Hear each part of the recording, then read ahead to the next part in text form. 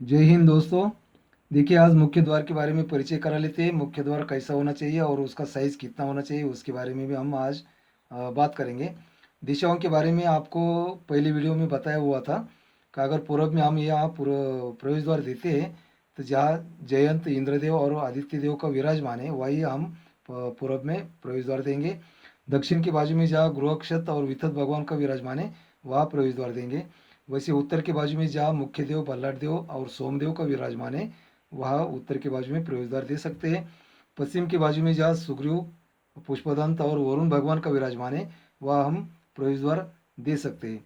अभी चलिए साइज के बारे में देखते हैं कि कभी भी हमारा घर का मुख्य द्वार जो है, मुख्य द्वार कभी भी एकाज दो होना चाहिए। एकाज दो इसका मतलब होता है अगर हमारा चौड़ाई 3 फीट का है तो उसका हाइट कम से कम 6 फीट से ज़्यादा चाहिए, या 4 फीट का है तो 8 फीट से ज़्यादा चाहिए, 5 फीट का है तो 10 फीट से ज़्यादा चाहिए।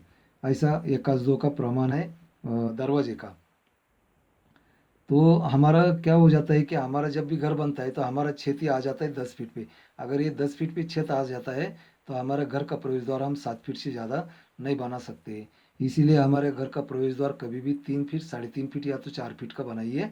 4 फीट का अगर चौड़ाई रहेगा तो 7 फीट का हमारा दरवाज़ा वास्तु के अनुसार बन जाएगा। लेकिन ये 5 फीट, 6 फीट, 7 फीट का दरवाज़ा कभी मत बनाइएगा। अगर इतना बड़ा दरवाज़ा हम बनाते हैं तो हमारे वास्तु के ऊपर उसका परिणाम आने लगता है।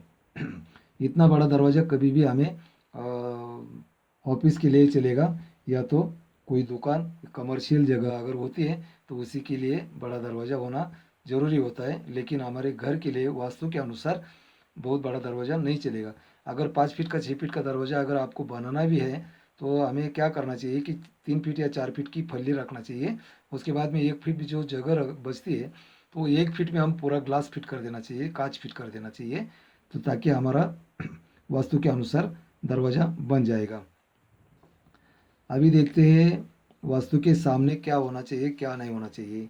देखिए, अगर समझो कि ये पूर्व के बाजू में हमारा दरवाज़ा है, प्रवेश द्वार है। ये प्रवेश द्वार के सामने कभी भी बहुत बड़ा पेड़ होना नहीं चाहिए। ये बहुत बड़ा पेड़ होने के कारण हमारे बच्चों के ऊपर उसका दुष्परिणाम हमें दिखाई देते हैं। बच्चों बीमार हो जाएगा, व्यसनी बन जाएंगे, या कुछ भी हमें दुष्परिणाम दिखाई देते हैं।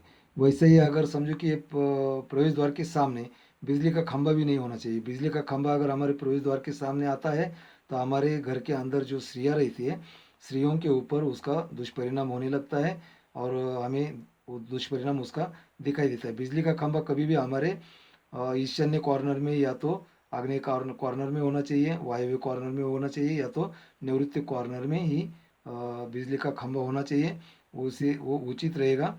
और लेकिन हमारे प्रवेश द्वार के सामने अगर बिजली का खंभा आता है तो वो अनुचित हो जाता है। हमारे प्रवेश द्वार के सामने ये कुआं नहीं होना चाहिए, वीर नहीं होना चाहिए। उसके कारण हमारे घर के मालिक को भी बहुत दुष्परिणाम भुगतने पड़ते हैं। देखिए, ये हमारा वास्तु बनाया हुआ है।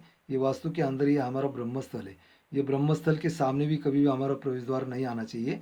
ये ब्रह्मस्थल और ये दरवाज़ा, ये दोनों के बीच में कम से कम हमारा बांधकाम कोई तो भी निर्माण होना चाहिए, तभी उसका दुष्परिणाम हमें नहीं मिलेगा। अगर ये प्रवेश द्वार के सामने अगर ब्रह्मस्थल आ जाता है तो उसका दुष्परिणाम हमें भुगतना पड़ता है। कभी भी पूर्व से या पश्चिम से अगर हम सेंटर में दरवाजे देते हैं तो उसके सामने ब्रह्मस्थल आ सकता है। अगर दक्षिण प्रवेश द्वार है तो उसके सामने ब्रह्मस्थल नहीं आता है कभी भी। और उत्तर से भी अगर दरवाजे देते हैं तो उसके सामने भी प्रवेश द्वार कभी भी नहीं आता है। लेकिन पूर्व से और पश्चिम से अगर प्रवेश द्वार देते हैं तो उसके सामने हमारा ब्रह्मस्थल आ सकता है। तो ये ब्रह्मस्थल कभी भी हमारे प्रवेश द्वार के सामने नहीं आना चाहिए। उसके बाद में देखते हैं कि ये देखिए, ये जो प्रवेश द्वार है, ये प्रवेश द्वार के सामने हमें कभी भी कचरा कुंडी नहीं होनी चाहिए। अगर कचरा कुंडी हमारे प्रवेश द्वार के सामने आती है तो हमारे घर में उसका दुष्परिणाम हमें दिखाई देते हैं। बीमारी या वगैरह कुछ ना कुछ तो हमें दुष्परिणाम दिखाई देते हैं, इसलिए कचरा कुंडी भी नहीं होना चाहिए। देखिए, हमारा ये प्रवेश द्वार है, प्रवेश द्वार के सामने कोई भी भगवान की मूर्ति भी नहीं होनी चाहिए। अगर या हमारे प्रवेश द्वार के सामने से कोई रोड जाता है और रोड के विरुद्ध बाजू में अगर मंदिर है, भगवान की मूर्ति है, तो उसका दुष्परिणाम नहीं होता है। लेकिन अगर बीच में रास्ता ही नहीं है, अगर आंगन में ही सामने ही अगर मूर्ति मूर्ति आ जाती है भगवान की, तो उसका भी हमें दुष्परिणाम भुगतना होता है। ये हमारे प्रवेश द्वार के सामने वीर नहीं होना चाहिए, कोई तालाब नहीं होना चाहिए, पानी का कोई भी या परिचय नहीं होना चाहिए। अगर हमारे प्रवेश द्वार के सामने वीर आता है या तो तालाब आता है या कोई भी जल सामग्री आती है तो उसका हमें दुष्परिणाम हमारे घर के ऊपर, वास्तु के ऊपर दिखाई देते हैं। इसलिए हमारे घर के सामने, दरवाजे के सामने कभी भी वीर नहीं होना चाहिए। अगर वीर होता है, कुआं होता है तो ईशान्य कॉर्नर के आगे होना चाहिए और वास्तु से थोड़ा दूरी होना चाहिए। दूरी रही तो बेहतर है, लेकिन आग्नेय में बिल्कुल नहीं होना चाहिए और नैऋत्य में भी नहीं होना चाहिए, वायव्य में भी वीर या कुआं नहीं होना चाहिए, क्योंकि जल तत्व हमारा ईशान्य कॉर्नर में होता है। अभी ये सभी चीज़ें आपको बताया, तो ये सभी चीज़ें अगर समझो कि हमारा ये द्वार की हाइट है 7 फीट, अगर 7 फीट हाइट है तो उसका द्विगुना होता है 14 फीट। अगर हमारे घर के सामने अगर ये 14-15 फीट का आंगन है तो ये आंगन के बाहर अगर बिजली का खंभा आने दे, झाड़ आने दीजिए या कुछ भी आने दीजिए तो हमें उसका दुष्परिणाम भुगतना नहीं पड़ेगा, ये भी आपको बता देता हूँ। और एक चीज़ देखिए, हमारा ये प्रवेश द्वार है, ये प्रवेश द्वार के सामने से अगर कोई रोड आता है और प्रवेश द्वार के सामने अगर यहाँ एंड हो जाता है तो उसका भी दुष्परिणाम हमारे वास्तु के ऊपर बहुत भुगतना पड़ते हैं। हमारे घर का जो मालिक होता है वो मालिक के ऊपर उसका दुष्परिणाम आ जाता है। तो इसीलिए हमारे प्रवेश द्वार के सामने कभी भी शूल निर्माण नहीं होना चाहिए। प्रवेश द्वार के सामने कोई भी रोड आके या हमारे प्रवेश द्वार के सामने एंड नहीं होना चाहिए। अगर यहाँ एंड होता है तो उसका भी दुष्परिणाम हमें भुगतना पड़ता है।